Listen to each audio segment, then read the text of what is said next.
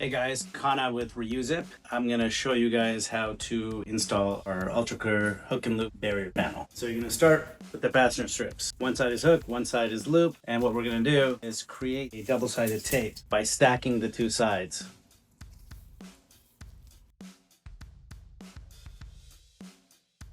Next, I take the release paper off the loop side and I go across the top, press down to make sure it's firmly on there.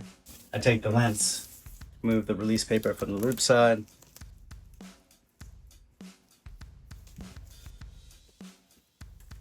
Now the other side.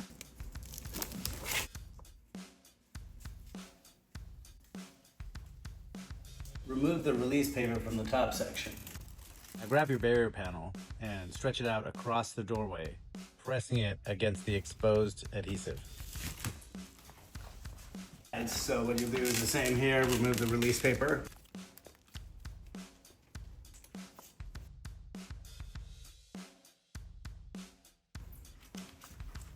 You can release more and more of the paper while pushing down.